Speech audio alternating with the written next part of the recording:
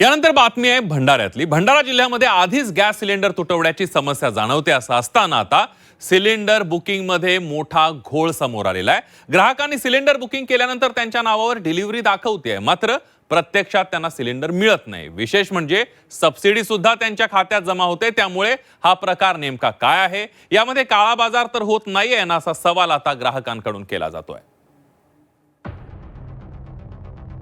आखाती देशांमधील युद्धाच्या पार्श्वभूमीवर गॅस तुटवड्याची स्थिती निर्माण होत असल्याचं चित्र आहे। दुसरीकडे भंडारा जिल्ह्यात गॅस सिलेंडर मिळवण्यासाठी नागरिकांना मोठी कसरत करावी लागते।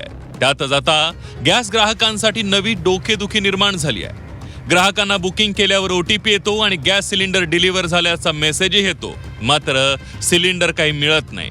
त्यामुळे नागरिकांना मनस्ताप सहन करावा लागतोय। ग्राहकांनी गॅस सिलेंडर बुक केल्यानंतर त्यांना मोबाईलवर OTP येतो। त्यानंतर गॅस ग्राहकांना गॅस सिलेंडर डिलिव्हर झाल्याचा मेसेज येतो।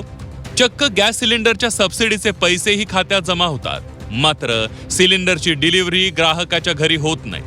चौकशीसाठी ग्राहक जेव्हा गॅस एजन्सीमध्ये जातात तेव्हा सिलेंडर डिलिव्हर झाल्याचं सांगितलं जातं। त्यामुळे गॅस ग्राहकांना रिकाम्या हाती परतावं लागतंय आणि या सगळ्यामुळे गॅस ग्राहकांना प्रचंड मनस्ताप सहन करावा लागतोय। मी OTP साठी एकदा म्हणजे 20-19 तारखेला काहीतरी हंडा बुकिंग केलो आणि 21-22 तारखेच्या दरम्यान मला हंडा डिलिव्हरीचा मेसेज आला आणि मी तर OTP अजून कुणाला पण दिलं नाही, काही नाही। म्हणजे OTP हंडा डिलिव्हर कसा झाला आणि त्याच्यामुळं मला सबसिडी पण जमा झाली। आता मला वाटलं काही हंडा मिळेल बुवा, अगोदर यांनी रिसीव केला असं मला वाटलं, पण नंतर परत हंडा म्हणजे बुकिंगसाठी टाकलं तर 16 तारीख देत आहे, म्हणजे तेव्हापर्यंत मी काय करावं। भंडारा जिल्ह्यात असे प्रकार सर्रास सुरू असल्याच्या तक्रारी समोर येत आहेत। ज्यांना खरोखर गरज आहे अशा ग्राहकांना सिलेंडर मिळत नाही, तर काही एजंट दुसऱ्याच्या नावावरचा सिलेंडर तिसऱ्याला विकत असल्याचा आरोप केला जातोय। काही ठिकाणी रस्त्यावरच गाडी उभी करून सिलेंडरचा काळा बाजार होत असल्याचे आरोप करण्यात आले। या प्रकरणाची दखल पुरवठा विभागाने घेतली असून अनेक तक्रारी प्राप्त झाल्याचं सांगण्यात आलंय। दोषींवर कडक कारवाई करण्याचे संकेतही यावेळेला अधिकाऱ्यांनी दिलेत। आपल्याकडे माझ्याकडे मागील 2 ते 3 दिवसात अशा 5-6 लोकांनी मला तक्रारी केली आहेत की आमच्याकडे OTP आली आहे आणि मेसेज आला आहे की सिलेंडर डिलिव्हर झाला, परंतु सिलेंडर आमच्यापर्यंत पोहोच झालेला नाही। अशा तक्रारी माझ्यापर्यंत पण प्राप्त झालेल्या आहेत।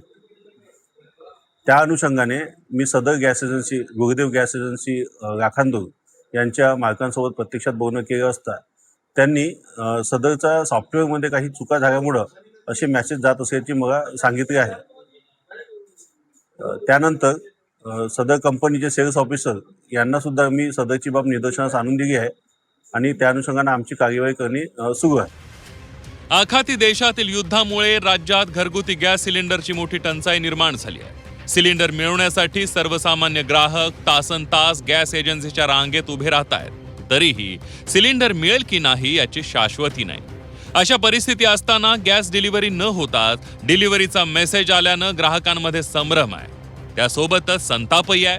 आता पुरवठा विभागाने याची दखल घेतली, यावर कारवाई करून ग्राहकांना दिलासा देण्याची मागणी करण्यात येते आहे।